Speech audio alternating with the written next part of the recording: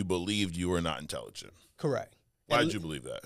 Well, intelligent in the form of from an educational system. Okay, like book right? smart. Yeah, because I think just kind of looking back to like my earlier days in school, like elementary school, failed 3 times. Yeah.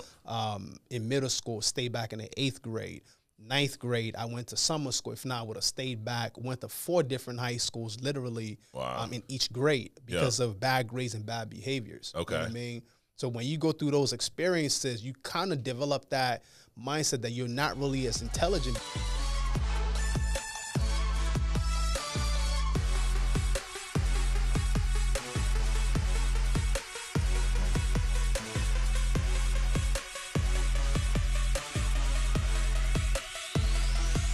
All right, welcome to True Talk. Got my man Dipo Adesina with us today. How we doing, Dipo? I'm doing great. Thank you for having me. Absolutely, dude. Thanks for coming up. My pleasure.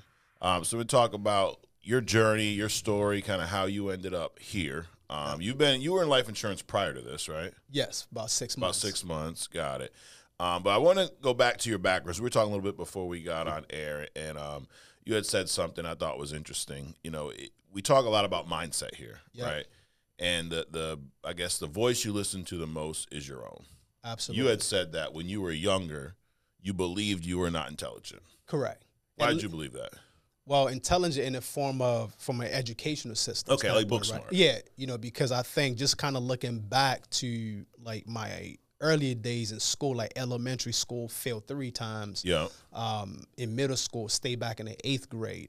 9th grade, I went to summer school. If not, I would have stayed back. Went to 4 different high schools, literally in each grade because of bad grades and bad behaviors. Okay. You know what I mean?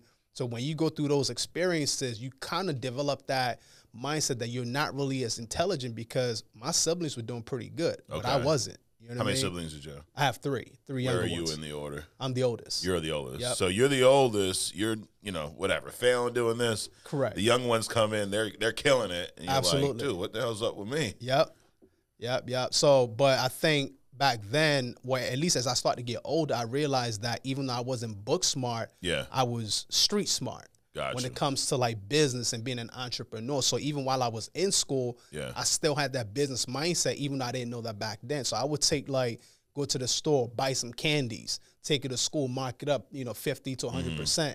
But I didn't know that was being an entrepreneur back then. Right. You know what I mean?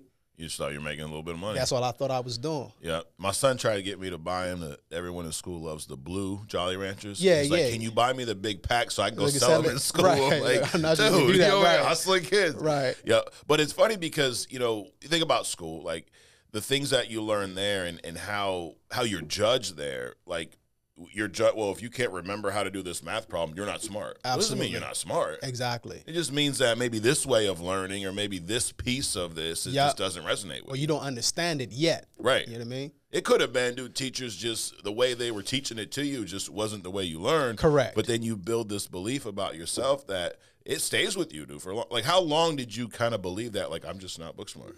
I would say till I got out of high school. Really? Because I never did well in school, literally. Yeah. So I held that mindset until I got to college and things started to change a little. I did okay in college. Okay. But throughout, from high school going all the way down to like kindergarten, I didn't think I was smart. Wow. What do you think was the biggest difference about college? Why did you do well there? So I started to associate with people who were successful, both in school and outside of school. And I think that's why I officially got introduced into the world of business officially. Yeah. I started out doing network marketing as a freshman. So that introduced me to a new world of people, a new world of thinking, and that right there just kind of changed my whole mindset. And obviously I was in college, still have to graduate and things of that nature. So that was like the genesis of me starting to scale to the next level. Dude, how many people you think are out there that have one of these limiting beliefs that they either set up? A lot of times it's an adult that kind of puts that on you, right? Like Absolutely. The worst thing you could do, and teachers do it. I mean, teachers aren't perfect. Yeah. They say something along the lines of like, Timmy's not that smart. And then they hear it. Yep, exactly. And then now it's there forever. In the subconscious mind. Absolutely. Yep. And it can work both ways. Like you have a teacher tell you young, you're smart. You think you're freaking Albert Einstein. Exactly. And it's kind of like, whatever you put up here, you're going to believe. And it's hard. Once you have that thought in there, it's hard to break that. It is. It is. You have to literally unwind all those things and then put in new information to break those belief systems. Yeah. So now that you're out of that, looking back, why do you think you struggled in elementary or middle school? I just didn't. I don't want to say I didn't pay attention, because I did. I honestly, I don't know. Yeah. I've just never been good at taking tests, taking exams, and just sitting in the classroom absorbing information that now that I know that's not really relevant in the real world. Right. You know what I mean? So that's the funny thing too. The stuff they teach, listen, I knock on anyone who's in the right, teaching profession, but a lot of the stuff they teach you are things that you're not going to use in life. You're not. Like I said this in front of my wife the other day. She's like, "Don't say that in front of the kids." I said, "I think homework is ridiculous." It is. Why? I send my kid to school so you can teach my kid. Right. Why the hell do I need to teach them the same stuff you taught them at school at home? We got shit to do, bro. Yeah. I mean, the world is changing. Right? Yeah. And so it's interesting because my daughter came home one day with her homework. Yeah. She didn't know the answer. And obviously, I'm still not book smart. So even like the elementary stuff, I still don't know. Gotcha. And she basically calls Alexa. Alexa answers. And she asked Alexa the answer. Yeah. Alexa gave it to her. And my wife was like, "No, don't do that." I was like, "Leave her alone." Right. Like, why should you cram all this information where you have artificial intelligence? You have so many different things now that can give you the answer just like that. Right. So the school system is going to be changing drastically in the next 5 to 10 years. As it should. So unfortunately, some jobs will be eliminated. Yeah. How we learn is going to change drastically as well, and so many other things. Right. It's all about perspective, because I would argue that proves that your daughter is smart, because she goes, "I can't figure this out right now, but I have this tool." Exactly. The resources. Yeah. Right. Yep. How is that any different from years ago going to an encyclopedia? Exactly. Oh, because it's quicker now, because it's AI. And odds are she'll be in a job someday where she'll have to use that skill of, hey, let me get this answer from the AI to speed up my work. I mean, we see it here every day. Yeah, absolutely. Absolutely. But it's all about perspective. Yeah. We even use it in the business. Like, we're starting to use artificial intelligence to do certain things that we don't want to do. Yeah. And people who are not doing that, you find out that they're not as successful as they should be, because they're still doing things the analog way, if that makes sense. Yeah, absolutely, dude. So you're also telling me about how you bounced around a lot, right? You were born in the States. Yes. Where, in Baltimore or DC? DC. Yeah. And what were you, 2 years old? And 2 years old. Yeah. You went to Nigeria. That's where your family's from originally. Correct.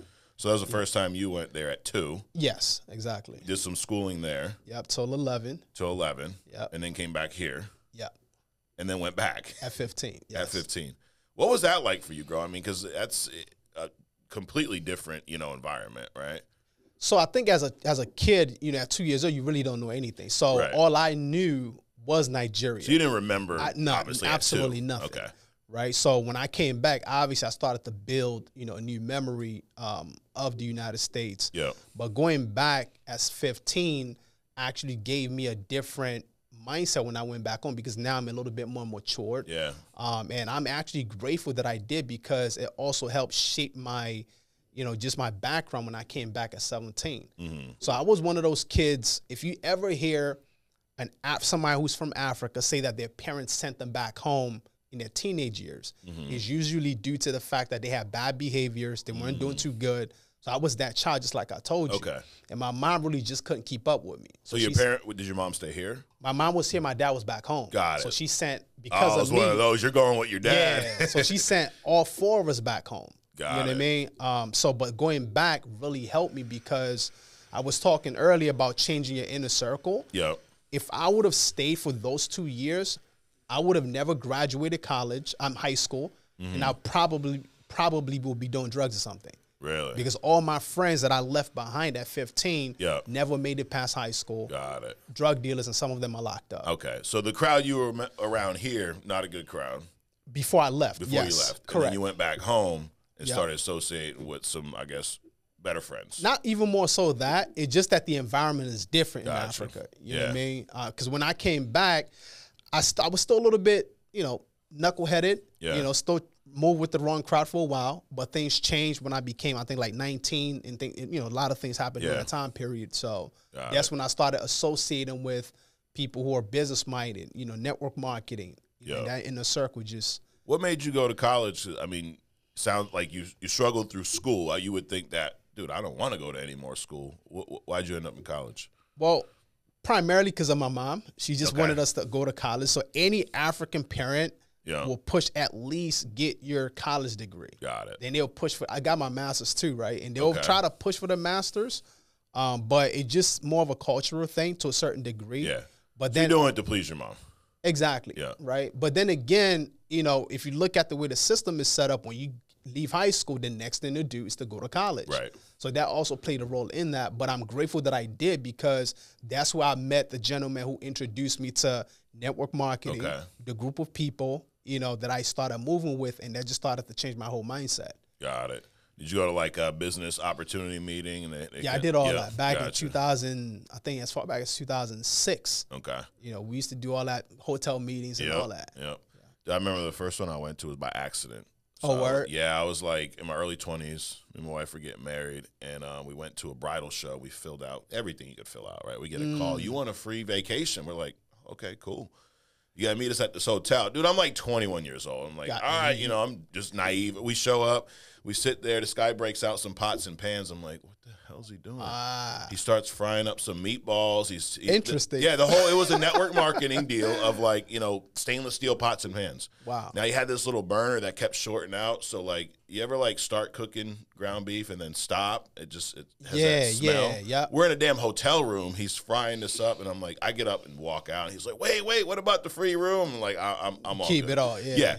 And it's funny, when I got into this business, and this guy was from the South, went to a similar meeting, and the guy's also from the South. I'm like, oh shit, here we go again. But that's when I met Sean, and it was life insurance, the whole deal. But you were in college, introduced to network marketing for the first time. Yep. That kind of opened your eye to what there's more out there. Absolutely. Yeah. And I did pretty well, you know, but obviously when you're in the network marketing game, first opportunity, you tend to jump around, and I jumped around a lot. Okay. But I think the biggest thing for me that I took away was the mindset.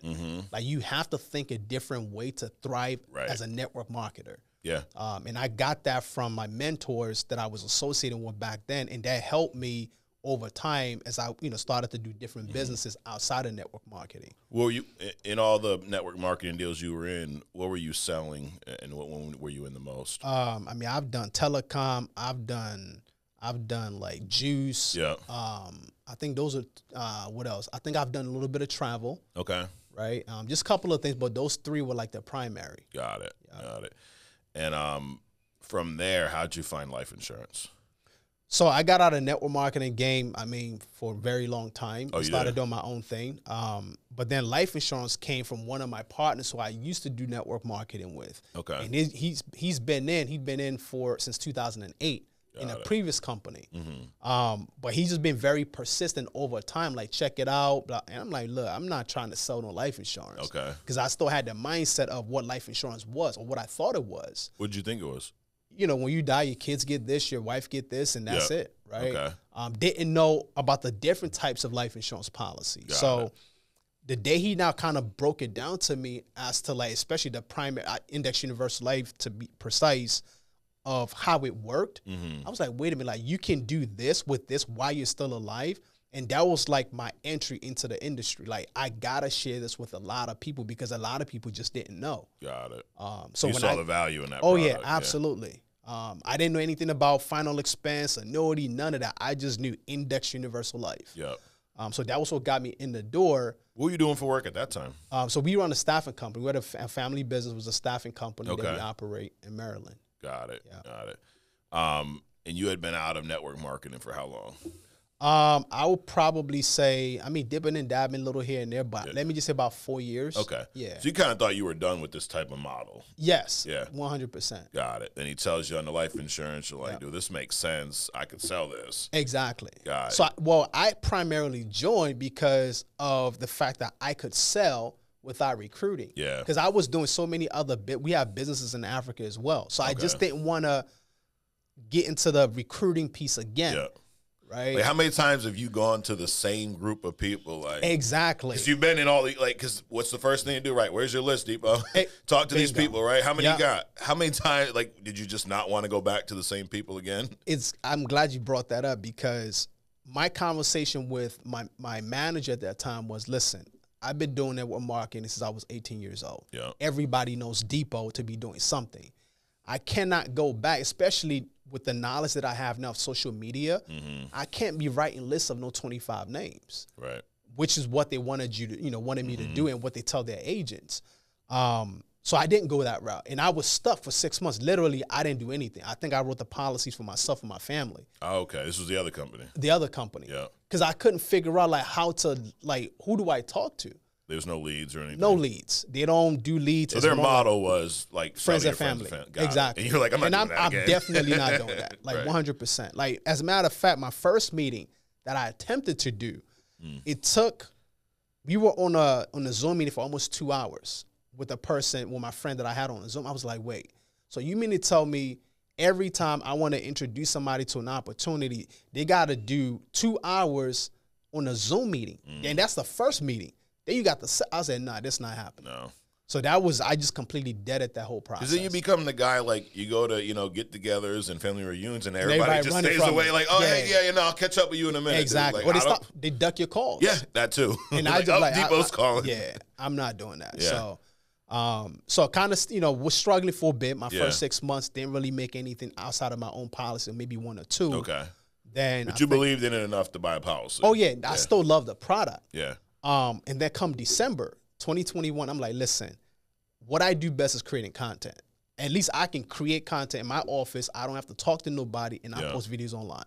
Okay. So posted a video December 21st. Do you have a background? Like, where else have you created content, or what else have you I've always been for? creating just some type of educational content here and there. Okay. But I've been consistent over time. Yeah. So I created a video December 21st, my first video on life insurance. Why is it mandatory to get health insurance, car insurance, homeowners insurance, and not life insurance? Yep. That was a title. Posted a video, went about my day. Next day, video on TikTok had about 41,000 views. Nice. I was like, wait. Now, that was the very first time I ever had a video go viral. Okay. TikTok, Facebook, or Instagram. Prior to that, what was the most views you had on? Like 1,500. Okay. So that was like a big deal. It was a huge deal. Yeah. So I was like, wait, if I can do this, and it went viral and tons of leads started coming. I didn't even know what leads were. Okay. At that point. So when I saw the result, I said, you know what, at this point, I got to focus on creating educational content to help people understand how this product works. And that's what changed everything for me. Got it. And you were still at the other company, though? I was still with them then. Yeah. How'd you find out about us? Great question. So my good buddy, who we did our first network marketing together, shout out to Kamal Harris. Yeah. He saw the video because the video literally went viral. I mean, that was the first day. The video probably went up to 561,000 views. Everybody saw that video. So Kamal hits me up. He said, hey, Deep, I saw your video. You doing your thing, but I need you to come take a look at this company that I'm with. I said, nah, bro, I'm good. Like, this company's okay. Yep. And I was at 25% comp at that time. So I'm thinking like, this is good. You're good, yeah. I'm like, yo, 25. If I do X, Y, and Z, I can move up to 35 and 55.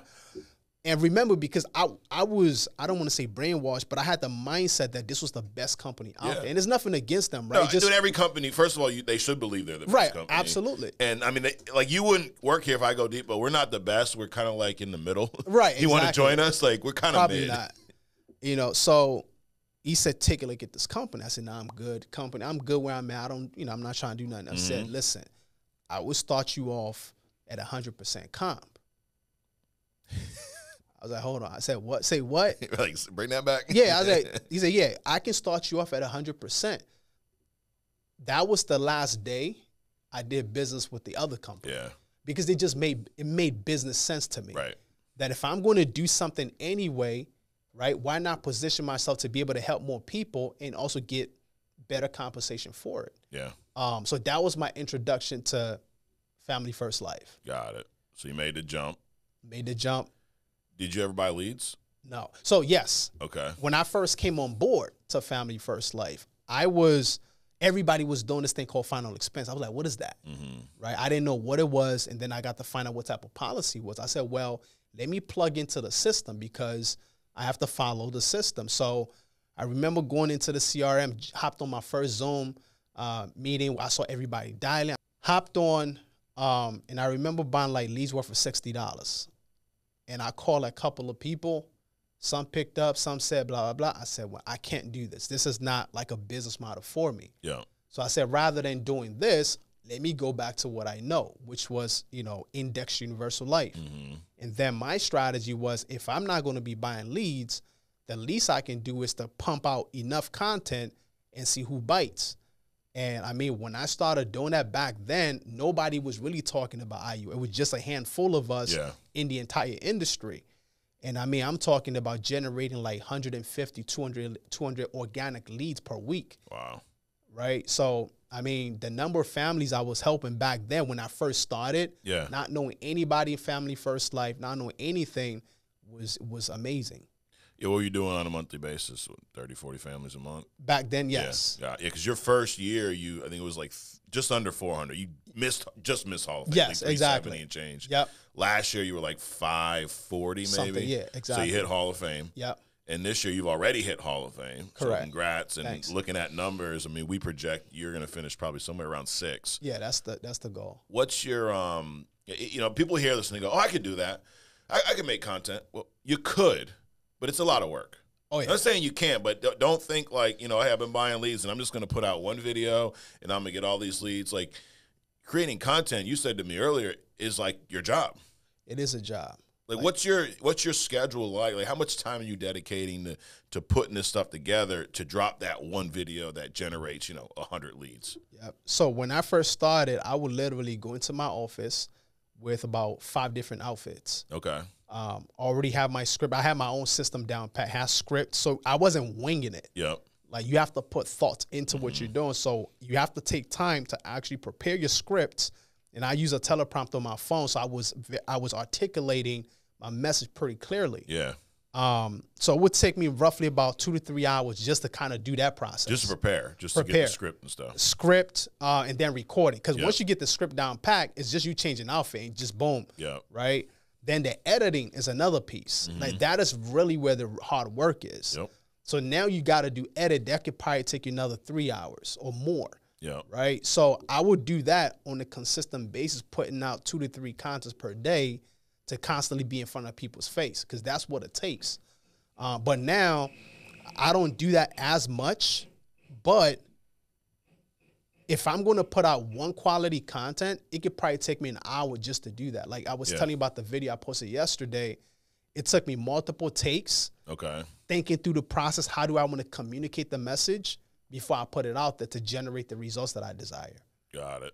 And that you posted that on your way up here, right? Yeah, while I was on the plane. That was what, yesterday? Yep, last exactly. night. How many views that thing got now? Right, it's about 15,000 probably. 15,000. Yeah. Generate some leads off of that? Oh, yeah, absolutely. How many you got? Right now, so the number of people that respond is probably well over 40 now. Okay. But then, so they respond, then they got to put in, I got the back end too as well, where they got to put in their information. But right now, I think we probably have up about 10 leads that have come through the door so far. Got it. So yeah, that's usually. Yeah. So I'm not saying don't create content, but don't think it's like, it's not a shortcut. So let me just be very clear. Like I think 98% of agents probably can't do what I do. Yeah. Right? Because number one, you have to be a good communicator to a certain degree. Mm-hmm. You have to understand your product. You have to learn how to put words together in a way that comes out pretty clear to your audience. Yep. Understand who your target audience is. So it's like, when I say it's a job, you have to put a lot of thought into the process. So what I tell people is while you're still buying your leads, you can now focus on periodically start building that brand online until eventually maybe this kind of takes over. But don't stop doing this to do this. No, it's not gonna ain't gonna happen that quick. Because you were creating content before you started creating this type of content, right? Exactly. Like how long do you think in total you would consider yourself a content creator? I've been doing this probably since 2014, thereabout. Okay, so 10 years. Yeah. That's stuff people don't see. Nah, you don't see that. And so here's the thing, too. Like, it takes time to become good at this. Yeah. If I show you my very first video, I'm embarrassed to even see that video. But you have to get started somewhere and then build over time to get good at what you do.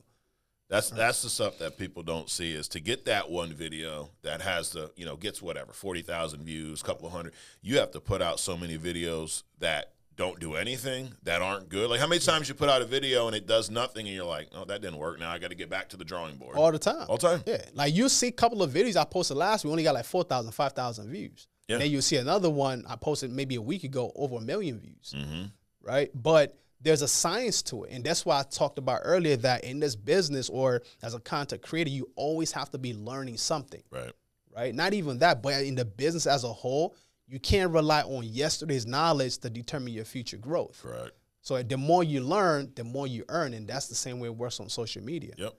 And the funny thing about it is the same concept you have for social media is the same mindset that you have to have for leads too. Oh, yeah, absolutely. Because your odds of you closing your first lead, probably not going to happen. Yeah. Just like the odds that you're going to put out one video and it's going to be viral. Great, not going to happen. Yeah. It takes a long time. Absolutely. You have to be, in anything you do, you have to be willing to fail to get good. 100%. I mean, you look back at your first videos and probably laugh at them now, but like you had to go through that and you could call it a failure, right? I put out this, didn't do anything. But now you're putting out videos that are generating leads. Absolutely. But if you didn't spend all that time, trial and error, take your losses, take your whatever, your lumps on the chin, and then just keep pushing. And it's the same thing with leads. I completely You call agree. lead, like that first day you called, didn't have results. Now you're doing this, so I'm not telling you to go buy leads, but you could have like, all right, let me get some more. Let me figure this out. I agree. Let me get my lump. Just like selling. 100%. Okay, you got the lead. Doesn't mean you're going to close everybody. Yeah. Like, how did you get good at actually selling the policy? It's one thing to talk about and get people coming in. Now you got me, and you're all virtual? All virtual, So you got me on the Zoom. Now you got to close me. How'd you get good at that piece? So I've already done 50 to 60% of the hard work up front because of all the educational stuff. So almost any hurdle that I will face, I've already answered your questions. Got it. Right? Before you get on my calendar, I have a FAQ that I set up. You go through it, 90% of the questions you'll ask me is already there. So when we get on a Zoom call, it's either you're in, you're out, or you want to figure out, how much money it would take to get you the result you're looking for from an IUL standpoint. So most of the time, I would say if somebody gets on the calendar and I do a meeting with them, like 70 to 80% of the time, it's going to be a done deal. Yeah. I don't do too much. I don't even sell. Let me put it that way. Okay. You know what I mean? Because I think selling for a certain degree, you have to persuade, you have to convince people. Yeah. If I educate you enough, that would do the selling for me. Right. You know what I mean? That's my personal belief. Yeah. But, So you're doing so much work on the front end that when it comes time to meet with the client, not that it's easy, but a lot of the work's done. This is now, let's just finish it up. Yeah. But it took you all that, like, trial and error there too, right? You had to make sure you're educating them enough, not too much. Yeah. Give them too much info, then like people, I got it all, I don't need it. Yeah. There's certain things that they won't know unless you tell them. Yeah. Right. But the other part too is you got to be good at understanding the product that you're selling. Right. And I see a lot of agents now, they're selling IUL, they're doing this, but trust me when I tell you, 90 to 95% of agents who are selling IUL don't understand it. Mm-hmm. Like even now, I'm still learning things that I thought I knew before. And I'm like, wait, you can do this? So the more you learn about the product, the more you're able to have, an intelligent conversation with people and also attract high-level clients as opposed to people who just want to get a policy and you just write them a basic IUL policy. Yeah. Dude, what's crazy is hearing you talk about everything you're doing and then thinking back to when we first started talking about you being a kid and not thinking that you're smart. Like, what you've done proves the complete opposite. Absolutely. But it just goes to show that, maybe what you're teaching I just ain't interested in. Maybe the way you're teaching it just ain't for me. But you have to have gone out and educate yourself first in order to do what you're doing from a social media standpoint, from out educating your clients. Like, it's just funny when you look at it full circle. Like, you, as a kid, the teachers weren't connecting with you, so it caused you a lot of issues in school. Now you're in a position where you're educating clients to the point where they want to buy a policy. Yeah. It's cool. It's full circle. Yeah, absolutely. And I love the fact that you talked about education, because what helped me a lot was that when I first started with my previous company, I told you that my initial, I guess I would call them upline, wasn't as knowledgeable about the product. Mm-hmm. And I knew that for me to educate people, I need to at least know the product to a certain degree. So I called sales department and with that particular carrier, and literally for 3 days, I had a Zoom meeting, and they would just, for 1 hour, they were teaching me everything that they possibly could at that time. Yeah. And that's how I got knowledgeable at the initial phase, not relying on my upline or my manager to help me. And I also think that that's where a lot of people fail, because they're relying on their upline to help them do everything. Yeah. But they fail to realize that your upline is also in business, or manager, they're in business to make money as well, not just, you know, hold your hands throughout the whole time. Right. You know what I mean? I saw this thing on TikTok the other day. I forget the post, but in there was a quote, and it was just talking about that whole concept of nobody's coming to save you. Facts. You're in this on your own. And you said earlier that 98% of people can't do what you're doing. And I don't think it's because, you know, they can't learn to speak. They can't. Yeah. It's because of what we were just talking about. Yep. Nobody told you to go to the carrier and go to the sales desk. I have people, thousands of agents out there that go, I don't understand this product and there's no training on it. And you guys didn't put out anything. There's dozens of carriers. Call them. They created. We didn't create the products. They did. Exactly. Call them. I didn't know I could do that. Okay. Did you try? All right. Yeah. Like, did you try? Did you think about it? Did you ask? And it goes out. And I think a lot of it is just positive versus negative mindset. It is. Because when you have a positive mindset, you'll figure out a way to get shit done.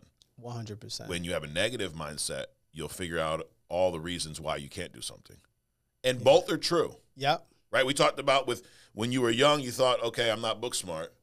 That might as well have been true. Exactly. Now you grew up and realized, well, I am. Maybe I was just learning the wrong way. Exactly. Or learning the wrong things that I was interested in. Because obviously you learned now, you know, books, social, whatever. You took education that was out there, put it in here, and now you're spitting it back out of your clients. But now you believe that, though. Yep. If you continue life believing, I'm not book smart, I can't do stuff like that, you'd never be sitting in that chair right now. The belief system. Absolutely. Yeah. Somewhere along the lines, you got to make that switch. And I think a lot of it starts with just, you know, and I think there's toxic positivity, right? Like where the building's on fire and I'm sitting here, no, Dipo, we're good. Let's just keep doing the podcast. Like, dude, let's get out. Yeah, it's we on got fire. to like, you know, but there's a lot of situations where you could focus on all the negatives because they're there, or you can focus on the positives. Like you could have looked at it like, dude, I don't know how to sell this stuff because my mentor doesn't know. He didn't give me the answers. Mm-hmm. Or you go, I'm contracted with these carriers. They have a help desk. I can call them. Let me see what I can get them to do. Yeah. Call them up, and now you're on a Zoom for 3 days learning about it. Well, I didn't know I could do that. Did you ask? Did you ask? And people, I didn't know that we could suggest people to come up for content. Did you ask? Yeah. I didn't know you could either until someone goes, hey, I got this guy down in Baltimore. You should have him come. Okay, cool. Yep. Yeah, you know what I think, too? A lot of people are waiting for permission to do certain things. Yeah. And I was there for a little while. Mm-hmm. Like, what will people say? Like, would this be okay if I said it? Like, am I going to get any type of, any type of negative feedback? Like, hey, you can't do this. Right. But I thought, like, wait, what if I just did it? And if they say you can't do it, I just put on a video. I just stop doing what they say is not okay. Yeah. But until you actually take that step of faith out there, you know, you're not going to know what's possible and what's not possible. Mm-hmm. You know, and I also realized that a lot of people come into this industry are coming in with an employee mindset. Right. Where you got to be told what to do. Yep. You know, and if you have an employee mindset in a world where it requires you to have a business mindset, you got to first break that mindset if you're going to succeed. Because if not, it's only going to take a couple of months before you go back to what you're comfortable with. Right. And that's why I think a lot of, you know, the network marketing strategies, they break that. Like I started, it wasn't this company, it was another life insurance company. And I would say that it was more network marketing, more MLM than we are, right? But the biggest thing I got from them was that thought process of, dude, like, why not you? What all these people are successful, all these people have money. What's stopping you? Oh, well, I didn't grow up around anyone that had money. So what? This guy didn't either. Yep. But if you can change this to what you said, and, you know, we're doing some short form stuff earlier, you are who you associate with. Absolutely. I heard that back then. You know, and everyone has their own little way. They said, I like the way you put it. What they told me was you take the income of like whatever the number was, people, 5 or 6 people around, you average it out, and that's yours. Right. What'd you say earlier? You said out of 5 people. So if 5 of your closest friends are poor, you'll be number 6. Yep. And if 5 of your closest friends are rich, you'll be number 6. Yeah. But Dipo, this is my friend that I grew up with, and we used to share Lunchables in, 3rd grade and blah, blah, blah. And he's my boy. I just can't leave him behind. So what I realized too, it's not about you leaving them behind. So this happened. This is like true stuff that happened in my life. When I started to change what I put in here and started to associate with different people, I didn't have to tell my old friends that, hey, we can't kick it no more. Right.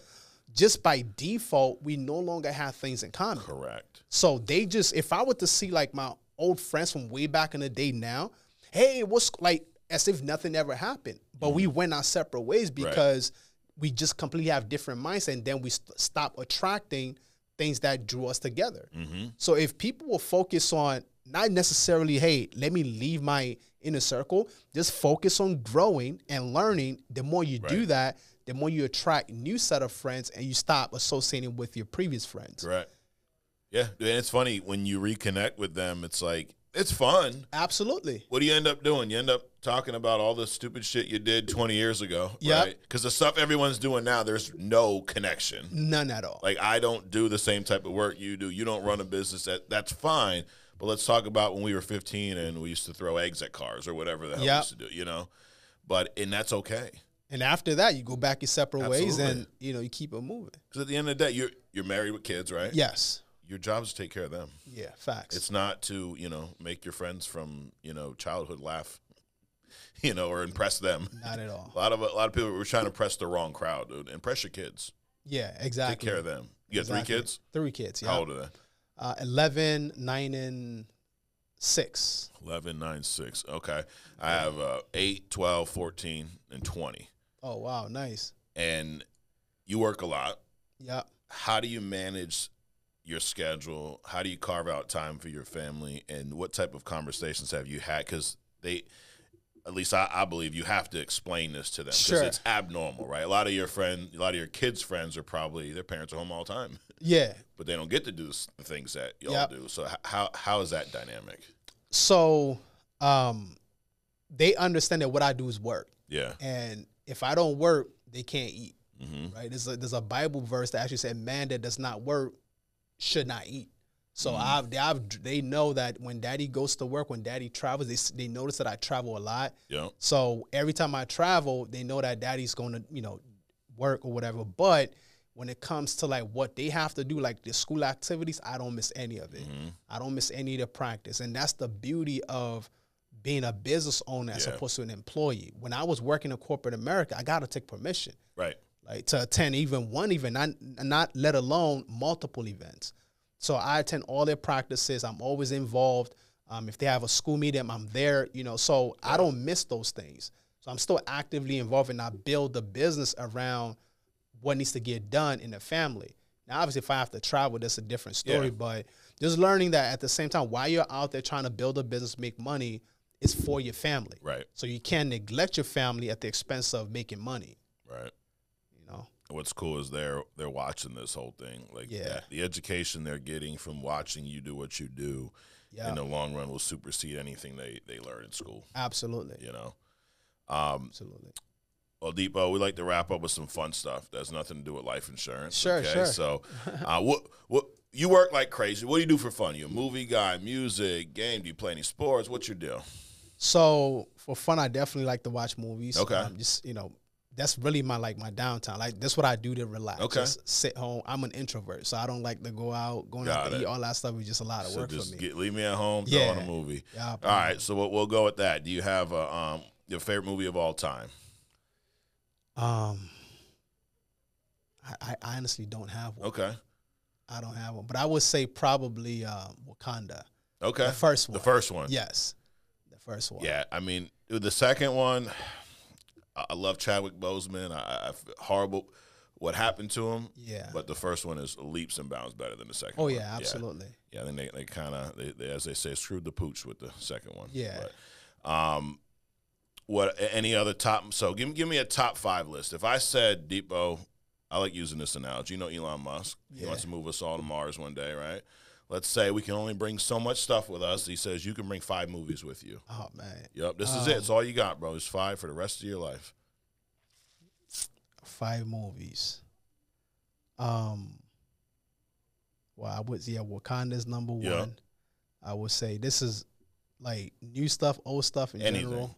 The Passion of Christ. Okay. This is a tough one. It's the hardest question we ask you all day. Yeah. Let's see. I'd probably say Transformers. Okay. Maybe one of the 5 or 6 that I know there's so many of them. Yeah. I love the first one. Yeah, definitely. That was classic. I would say, what else? So you got 3. You got Black Panther, Transformers, Passion of the Christ. What other one? Yeah, that's all I got. Yeah. Like, all right, there you go. Take them 3. It's a whole lot. There's a whole lot. Well, dude, I really appreciate you coming up doing this. No, my pleasure. Let everybody know where to find you on social, what platform, what handle. Yep. So you can find me on Instagram, TikTok, Facebook, YouTube. Not so much active on X. Okay. But my handles are Dipo, DIPO _Adesina, ADESINA. There you go. Perfect. You doing some recruiting yet? I will be. So going back to what I was saying before, I didn't start out recruiting. Yep. I just wanted to produce and help families. And I did that pretty well and create the results first. Yeah. So now, I mean, I've had results for 3 years now, but I've been building, but not aggressively. Okay. But first quarter next year, it's going to be a different ball game. Well, you said something earlier that, when you were recruited, I think it was in the old business, the guys that recruited you, they weren't doing what you wanted to do. No. Right? Absolutely not. And I do think that when you recruit here, you should be selling a lot. You should have it figured out. Yeah. I don't know of anyone, Dipo, that built a successful business with us that wasn't a salesperson first. People have tried it. They come in. They're not going to sell because they pretend like they have money, then they really don't, but they just, for whatever reason, selling's beneath them. Never works. It doesn't. But the fact that you've got proven results now for, 2.5 going on 3 years, I think you're set up perfectly to. I don't have to convince anybody. No. Like, it works. Right. And it's funny because going in, even with the other company, that was my mindset. If I can just make some money, this will prove to people that this worked. Now, it didn't work with the practice company, but with our company, you seem to got it figured out here. Yeah. So. Well, dude, congrats on hitting Hall of Fame 2 years in a row. Thank you. Appreciate you coming up and everything you're doing. No doubt. Guys, check us out here on True Talk every single week. You know where to find us. Hit subscribe if you haven't already. Share us with your friends, your agents, and we'll see you next week.